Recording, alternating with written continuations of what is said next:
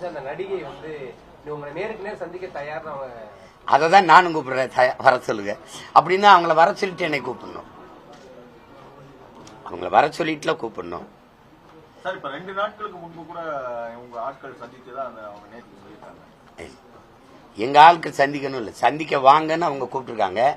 அதுக்கப்புறம் அவங்க தொடர்புக்கே வரல. குறிப்பா 2 கோடி ரூபாய் வரை கொடுக்க தயார் அப்படிங்கிற மாதிரியான ஒரு செய்தி பரவுது அவங்களுக்கு, அந்த நடிகைக்கு.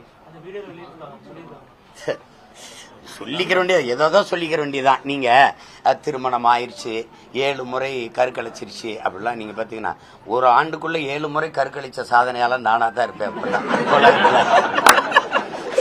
அதுலயே சிறையில இருந்துகிட்டே கருவை கலைக்கிற ஆளு நானா தான் இருப்பேன். அதுக்கப்புறம் திருமணம் ஆயிடுச்சுன்னா நீங்க திருமணம் ஆனதுக்கான சான்றிதழை காட்டணும். முதல்ல நீங்க அளிச்ச புகார்ல எங்களுக்கு திருமணம் ஆயிடுச்சுன்னு சொல்லலையே, 2வது புகார்லயும் சொல்லலையே. திருமணமான அதுக்கான படங்கள் அதுக்கான இதெல்லாம் காட்டியிருக்கணும். அப்படின்னா எனக்கு திருமணம் ஆகும்போது அதை வெளியிட்டு தடுத்துருக்கணும். எங்களுக்கு திருமணம் ஆயிடுச்சுங்க, மறுபடியும் ஒரு திருமணம் ஆகலாம். இதுல இருந்து நீங்க இதையே யாருமே கேட்க மாட்டீங்க, என்கிட்ட கேட்குறீங்க. உங்களுக்கு இது ஒரு சுவாரஸ்ய கதையா இருக்குது, ரசிக்கும்படியான ஒரு கதை. அப்ப நான் செய்யறத தப்புன்னு நினைக்கிறேன். அப்ப நானும் இனிமே ஒரு ஆடியோ வெளியிடுறேன். ஏங்க நீங்க தான் அவர் சொல்றாரு, அவங்க பல ரூபாய்களை லட்சக்கணக்கான ரூபாய்கள் நகைகளை எனக்கு கொடுத்துட்டதா சொல்லிதான் சொல்றீங்க நீங்க. அப்புறம் நான் அவங்களுக்கு கொடுக்குறேன்னு சொல்றீங்க. நானே தெருக்கோடியில நின்றுக்கிட்டு இருக்கேன், எனக்கு எங்கிட்ட 2 கோடி இருக்குது.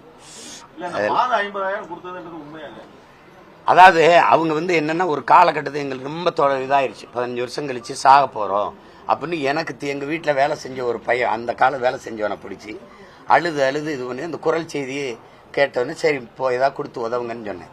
சாக போறோம், எங்களுக்கு மாசம் அந்த குரல் செய்தி அப்புறம் நான் வெளியிடுறேன் பாருங்களேன். அதை கேட்டா நீங்க கூட காசு கொடுப்பீங்க. உதவின்னு கேட்கும்போது கொடுத்து தொலைக்கிறதா, அது அவங்களுக்கு நமக்கு எந்த தொடரும் இல்லை. கேட்டோன்னே சரி கொடுத்தோம். ஒரு 2-3 மாசம் ஏதோ தம்பி கொடுத்து உதவி இருப்பாங்கன்னு நினைக்கிறேன். ஏதாவது உதவி விடுங்கன்னு சொன்னேன். அதுக்கப்புறம் திருப்பி தான் அந்த மறுமனு